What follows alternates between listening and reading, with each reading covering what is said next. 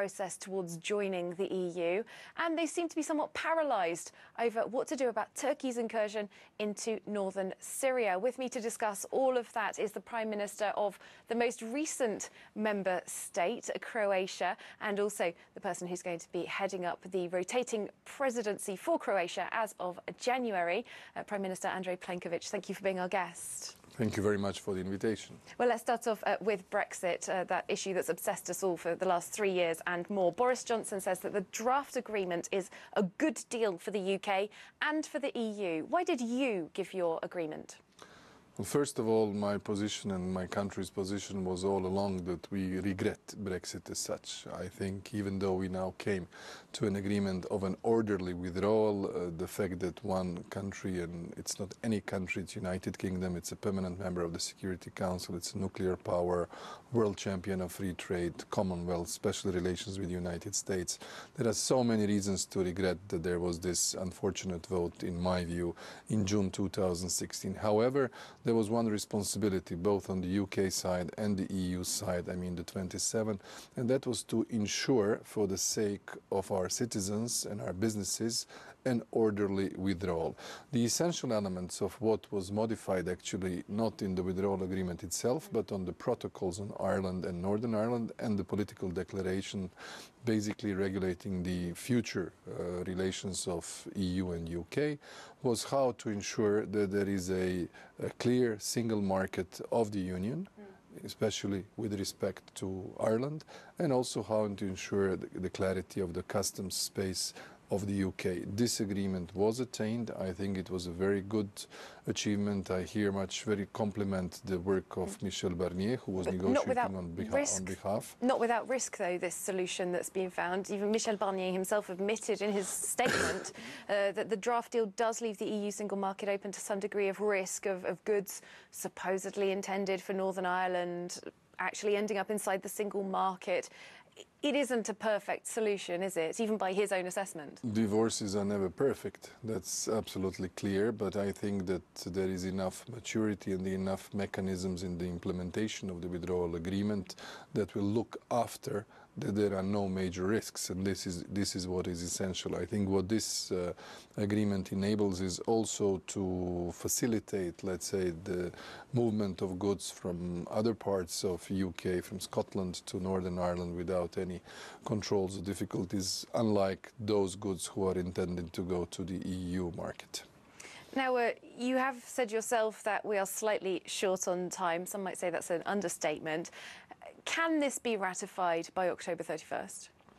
I will speak for the EU side, and this is something we wanted, a complete clarity of the institutions which are supposed to give us this clarity and certainty.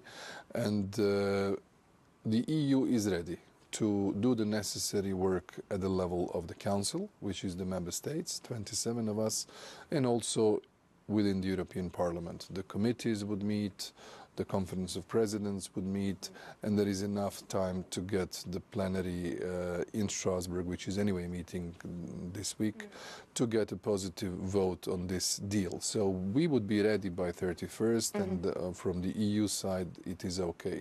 What will happen in the United Kingdom, I think it is not up to me to speculate. There were occasions before when we have done everything we should on our side, and the things didn't fly really in the House of Commons. But this time I believe there is a good reason to look optimistically at what might be. It seems that the UK has been playing quite a hardcore game of chicken with the EU in recent weeks. Boris Johnson saying he would rather die in a ditch than still be an EU member on November the 1st. Has the EU shifted and become a little more flexible because of that threat of no deal? Well, our policy was all along very consistent. We wanted an orderly withdrawal if it has to happen, and we prepared ourselves for a no-deal Brexit. So the EU is calm and comfortable, but it is much more responsible. It is much more at the level of what institutions, what states should do for the economy, for our citizens, for anybody's normal, reasonable planning of their lives. And that's why orderly withdrawal is something I was always a staunch advocate of. Looking to the future, of course, you know, the UK and EU are going to continue to have some kind of partnership, whatever happens, if only because of geography. Boris Johnson, a very recent Prime Minister, he's certainly got his fans, he's got his critics at home as well. Do you believe he's a reliable partner for the EU going forward? We will negotiate with the United Kingdom if things go as they're planned on new type of relationship. There is a whole catalogue of relationship that the European Union has with third countries. But specifically Boris Johnson, do you trust Boris Johnson to be a reliable partner? Well, he's UK's Prime Minister. He was with us yesterday. We managed to find a deal with him, and we will negotiate with the legitimate UK government the future relations. It is not a personal issue.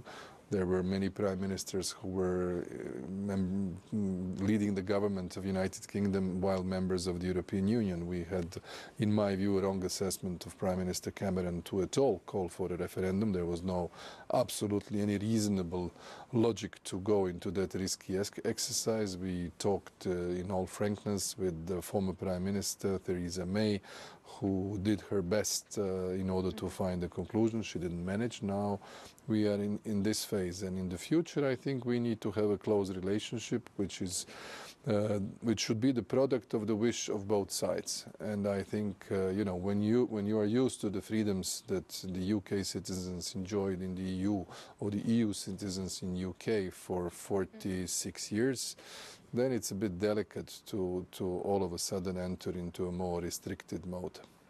Okay, let's move on to another geopolitical issue, the actions of Turkey, its incursion into northern Syria. The European Union hasn't come to any particular consensus on any action over this. It seems rather paralysed. Why the inaction? Well, I would say that we were very clear yesterday when it comes to the debate and when it comes to the conclusion. There was a clear condemnation. We hope that there is going to be really a ceasefire and there was going to be a stall on the military operation on the Syrian territory in the Kurdish controlled area. We regret for all the victims, and I think this is the essential message that we have sent. Also, the important issue is that we have to take into account the entire relationship between Turkey and the European Union. You are aware that the issue of illegal migration was one of the key topics that has more or less featured on the agenda from 2015-16. Look at the Eastern Mediterranean, Western Balkans route. Even my country geographically is situated basically there, and we are very much concerned if the context that we are currently seeing in Syria might have effects on the migratory wave. So that's why we are very careful and watchful. Are you hoping to keep Erdogan on side, essentially, so that he doesn't live up to his threat? He said he wants to open the doors to the EU to 3.6 million refugees if the EU interferes, as he sees it. Well, indeed, that would not be the scenario that anybody of my colleagues around the table would prefer. All right, well, let's have a little look at what's going on in terms of what Kurdish officials have been telling us about the foreigners affiliated to the Islamic State group. Around 800 of them said to have escaped a camp in northwestern Syria since the Turkish incursion began. There are various jails in that region that are insecure. France 24 has reported from some of the camps. Let's watch a report together and we'll come back to our interview in just a moment. Al-Hol is the biggest of 3 camps in Kurdish Syria used to contain suspected Islamic State members and their families. Together with Roj in the north and Ain Issa in the west, the sites are located in the area that Turkey is seeking to occupy. But with Ankara's offensive against the Kurds, monitoring of these camps has become secondary, as fighters are sent to the front line to fight the Turkish military, reducing the number of forces in charge of patrolling the sites. Around 100,000 family members of IS group members are under Kurdish control in the camps, including some 70,000 in the Al-Hol camp alone. The prisons contain an estimated 10,000 local extremists from Syria and Iraq, as well as 2,000 foreign fighters. The shift on the ground has prompted the Red Cross to urge Western states to repatriate their citizens. Our message to all states who have citizens in those camps to take responsibility. The status quo cannot be, it's not an option. If you look at all the population in this camp, the situation of the Westerners is probably the easiest one to solve. That's something that Western nations have long been reluctant to do, preferring those accused of crimes to face trial where they are. However, that point may now be moot as reports of escapes from the camps begin to multiply. This footage showing an apparent attempt from Al-Hol last week as those inside took advantage of the chaos from the Turkish offensive. Guards thwarted that attempt, but another camp may not have been so lucky. More than 800 suspected IS group detainees were reported to have fled from the Aynisa camp on Sunday. All right, so we just watched that report together, Andrei Plenković. Now, the Kurds have been appealing to Europe for many months to deal with their citizens who were taken captive after they went to join the Islamic State group.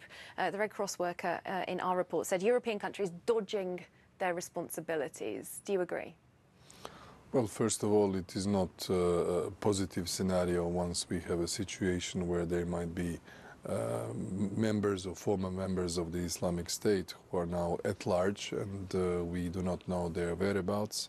When it comes to this report that you suggested, I think eventually it will be the responsibility of every single state who is originally responsible for their citizens. It's something that is basically pertaining to the responsibilities of the member states. All right, and now we spoke about losing an EU member before. There's been a lot less unity on the issue of new members joining the EU. Northern Macedonia and Albania had been expecting the EU Council to greenlight them starting the accession procedure already before this point. There has not been consensus on giving that green light. Jean-Claude Juncker says this is a major historic error. Do you agree? Well, I very much was disappointed yesterday that we couldn't find unanimity on allowing both Northern Macedonia and Albania to start the accession negotiations. These are countries in our neighborhood, countries that we know well, leaders that I know well, we communicate a lot. And I think really it was a rendezvous manqué, as the French would say, with the responsibility of the EU. Missed opportunity. Absolutely. I think they deserved it due to the reforms they have made, due to the criteria which was put forward, notably by the Commission. The European Commission here is the institution that should evaluate whether someone is ready to start the negotiations. And they were very clear, Jean-Claude Juncker and Johannes Hahn, in their report, they said, we feel that we can recommend the opening. So some of the member states were not ready to take that decision. I don't think that is good. They had a different analysis. We tried to convince them with very open debate and a lot of argumentation. My feeling was that especially vis-à-vis Northern Macedonia, who actually changed the name last year, they changed the name, they changed the constitution, they touched the issue of a national identity, and still 15 months later there is no decision on start of the accession negotiations. Albania was not exactly in the same situation, but they, I think, were, after everything they have done, also ready to start. So the point is that we should distinguish the start of the process and the actual end, which should be another member of the Union. It's a very long and difficult and structured process ahead. That your country went through most recently, of Exactly. course. It's been very widely reported that France has strenuously and openly blocked the start of this accession. But France insists it's not alone. Which member states are we talking about? Well, I will not disclose how certain colleagues stated their positions or opinions. I don't think it's up to me to do that. It's not fair. What I can say that I was one of many leaders around the table who was very much keen to open those negotiations. Well, should those countries opposing it perhaps be more open about their reasoning for it? Well, I think we need to talk a little bit with each other at the highest level on this issue, and I think we should try to enlarge the optics of those who are reserved, who have some reasoning which is more global, which is more related to the general functioning of the EU. EU today has 28 members, 27 members, one leaving, budgetary constraints, decision-making process. There are many elements which are at the table, and however, there are legitimate interests of the two countries which are geographically situated between the EU and the EU countries, because between, these countries are circled by Croatia,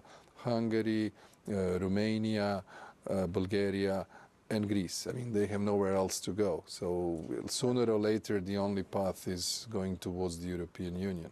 Well, there are other actors in the region. We know that Saudi Arabia, for example, has made great investments in Bosnia, Russia, China, these giants. Do you believe that with this stalling of the accession process, those actors are likely to try and move in on Everybody's that region. present in the region. That is something I know, and of course it's logical. All the global powers, the countries that have capacity to exert their influence globally are also in the region. As a threat to your region? I see this as an opportunity for the EU to strengthen its own influence in the area of Europe, which anyway is deemed to go towards the force which is a cohesive force of the European project. And if we are hesitant, if we are slow, if we are undecided, other countries and players will be more influential, and that is legitimate from their side. We as neighbors, we want to bring those countries towards the European Union in a structured manner by fulfilling the criteria. That's why I would like to organize, and this is already confirmed in May in Zagreb, a summit, which will be a Zagreb summit between the EU and the Western Balkan countries, 20 years after the first similar exercise which was done during the French presidency at the time of President Chirac. And we need to see how to organize our relationship politically, economically, security-wise, contractually for the next decade. This is the ambition, and now after this decision of yesterday, it gets even more relevant what we will do in Zagreb in May. Well, all eyes then on Zagreb, May 2020. For now, thank you so much, Andrej Plenković, the Prime Minister of Croatia. Thank you. Thank you. And thanks to you for watching as well. See you soon on France 24.